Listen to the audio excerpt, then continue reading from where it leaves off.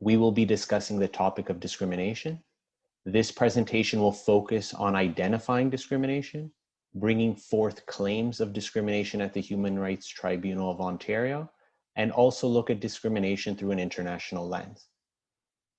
Before we begin though, we think it's very important to start off with a basic understanding of what discrimination entails, because oftentimes it's used in so many different contexts and can mean different things to different people.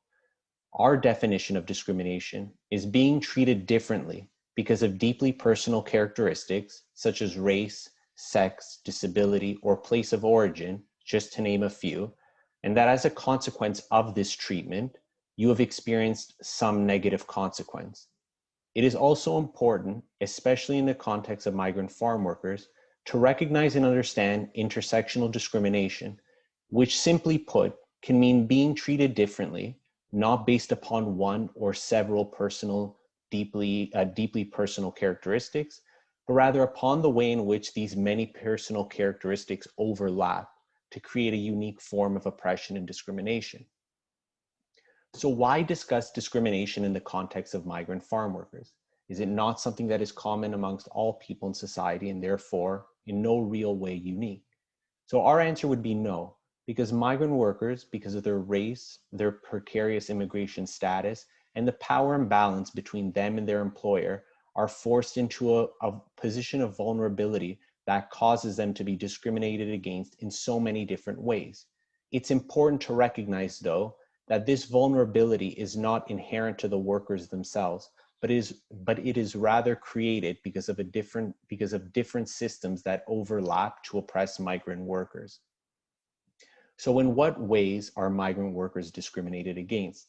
As you can probably tell from the other previous presentation, there are so many different ways, but we will just discuss a few. So one, as mentioned in the previous presentation, is seen in the lack of access to employment insurance benefits. This lack of access is connected to citizenship and place of origin and results in significant disadvantage because essentially they are paying money into something from which they cannot receive a benefit. Another example may be verbal and physical harassment at the workplace that is inflicted with impunity because many migrant farm workers are forced to live in fear of being repatriated. As a final example, which is particularly relevant during COVID, is the inapplicability of the Residential Tenancies Act to many bunkhouses in which migrant farm workers live. As a consequence, they are not subject to the same health and safety regulations as other places of residence. And again, this is born out of a reliance upon their employers and connected to their race, place of origin, and citizenship. Well, then the next question really becomes, what can we do about it? So one answer that I will be presenting is bringing forth a claim to the Human Rights Tribunal of Ontario. So what is the HRTO? It's a tribunal that listens to and decides upon cases dealing with discrimination. It deals with cases between individuals and groups who claim that either a government, agency, or a private employer has discriminated against them. In Ontario, we have a human rights code that says we cannot be discriminated against in connection to our race, sex, disability, place of origin, and citizenship. There are many other protected grounds, but these are just a few. The HRTO is also unique because it can grant special remedies that a court cannot. It can obligate, for example, a farm owner to undergo human rights training or develop a human rights workplace policy. So it's not just a place where a migrant worker can get a monetary award, which is also very important, but also something more. So what are the steps involved and how do you go about bringing forth a claim? Well, the first step is really filling out and filing an application, or otherwise known as a Form 1. And this is really an opportunity, or you can see this as an opportunity to tell your side of the story. So just some useful tips on answering or on filling out a form are answers to the questions of who, what, when, where, and how. So for example, where did the discrimination happen? What happened that made you feel discriminated against? When did the discrimination happen? And how did it make you feel? After that, the other side will fill out a response, otherwise known as a Form 2. And this is their chance to respond with their side of the story. After they file it with the HRTO, the response is given to you. If the other side discusses some new facts in the response, this is your chance then to respond with new facts in the form of a reply, otherwise known as a Form 3. Then there's an opportunity for mediation, which is not mandatory. So you can choose not to go to mediation. And this is particularly important because oftentimes if you choose to settle a dispute at mediation, there may be a confidentiality agreement, which does not allow you to talk about your case to other people. So if public exposure or being able to talk about your discrimination openly with other people is important to you, then mediation may not be the best choice. Then really comes the hearing stage, which is supposed to be fair, just, and expeditious. At the hearing, witnesses are called and all the relevant evidence will be examined by the tribunal, and then a decision will be made in relation to your case. So it's very important to understand the risks involved in bringing forth a claim. So first, once you file a claim, your name will be revealed to the employer. It cannot be held in secrecy. This can mean that you may not be hired back in the next season, and it's possible that you may get a bad reputation amongst other employers.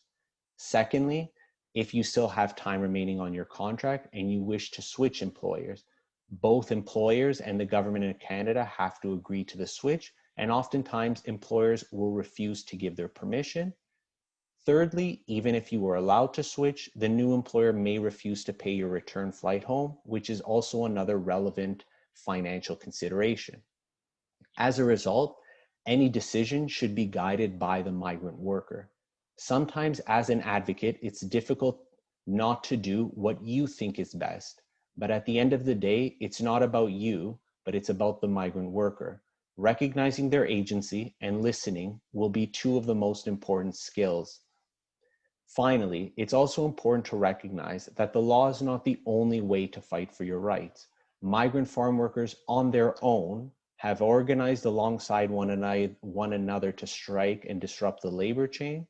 They have also on their own showed solidarity with one another by standing side by side and making demands from their employers for better working and living conditions. Now I will pass it over to my partner Yasmin to discuss discrimination and migrant workers through an international lens. Hi, can you guys hear me? Okay. So once again, my name is Yasmin, and I will be focusing on your rights under international law and how you and your advocates can enforce them. We'll be looking specifically at the UN International Convention for the Elimination of All Forms of Racial Discrimination and the Committee on the Elimination of Racial Discrimination that meets regularly to enforce it. So what is the Convention on the Elimination of All Forms of Racial Discrimination?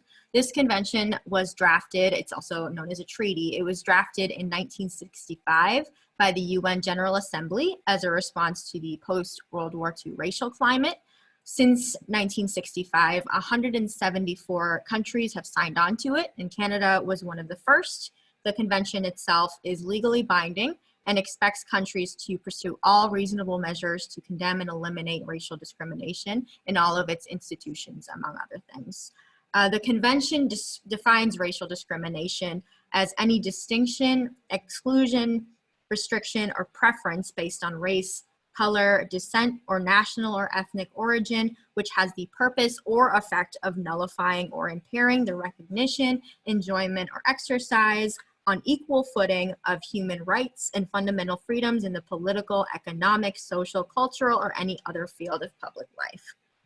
So what's great about the convention and the committee is that it can provide a more holistic analysis, taking into account systemic issues and really analyzing whether the law itself is wrong. And it can also be used as an effective shaming tool.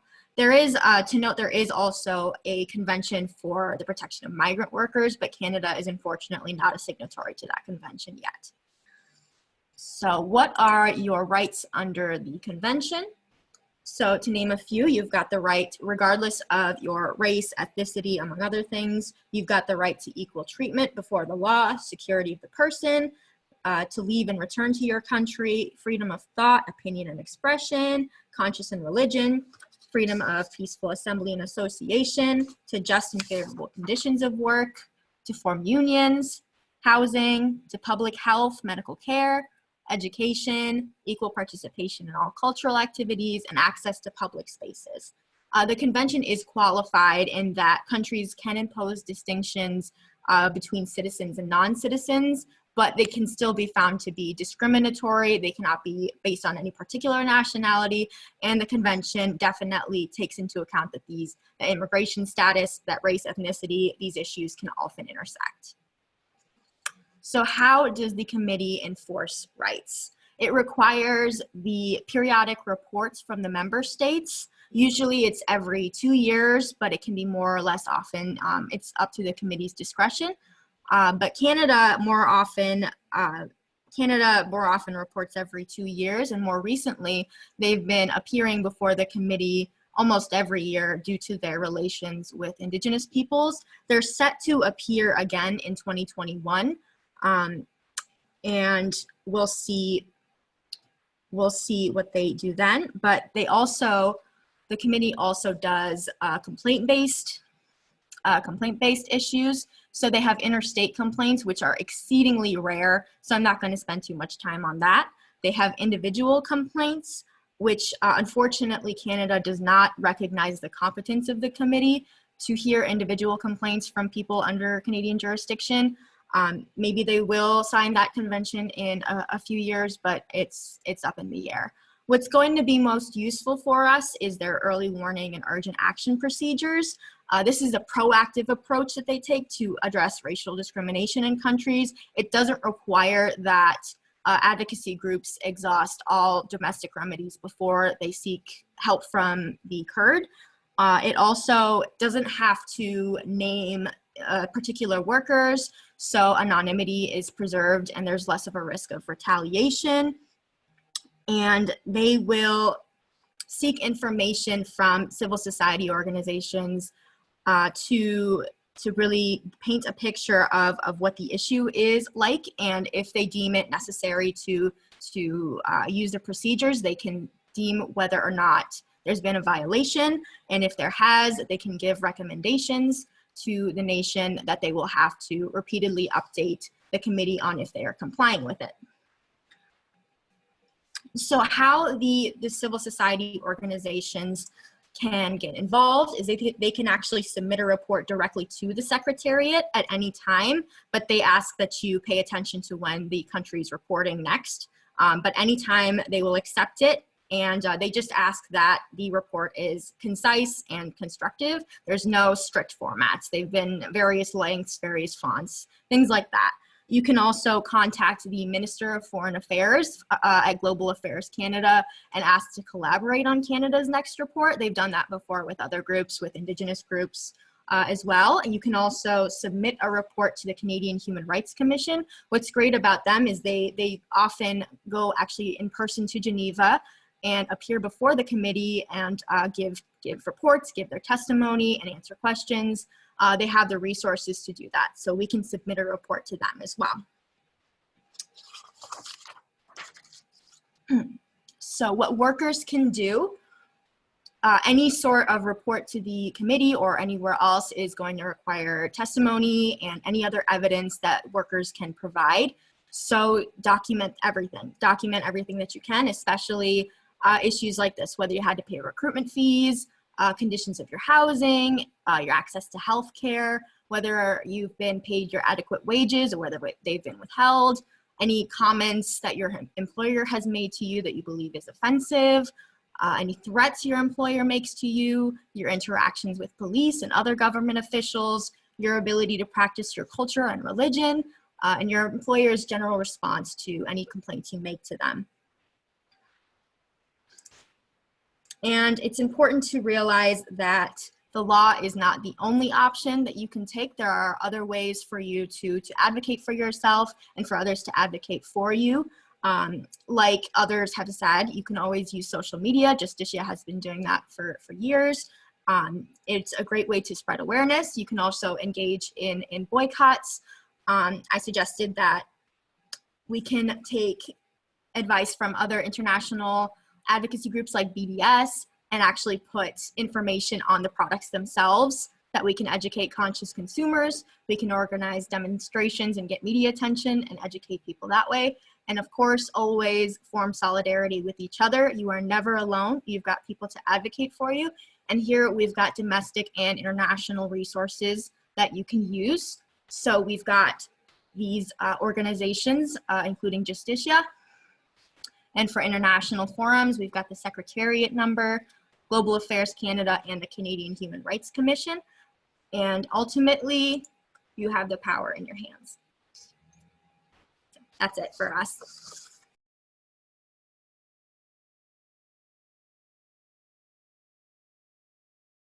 Yeah, it's definitely a possibility. Often the discrimination against migrant women is both due to their gender and their race, their immigration status. So those issues all intersect. So I thought it would be more inclusive to focus on racial discrimination, but we can also include information about the Convention for Women as well.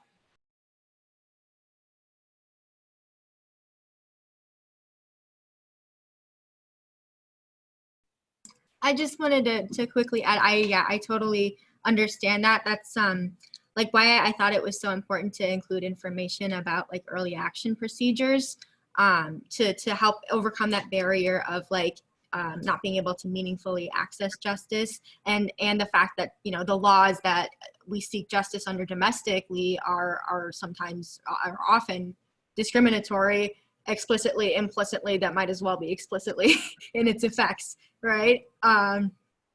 So yeah, I you know, was hoping that, you know, if this were to make it to the CRD, they could look at the laws about, you know, employer-based immigration, like being tied to an employer, the exemptions for labor laws, for unionizing, things like that. I don't know, that's my dream.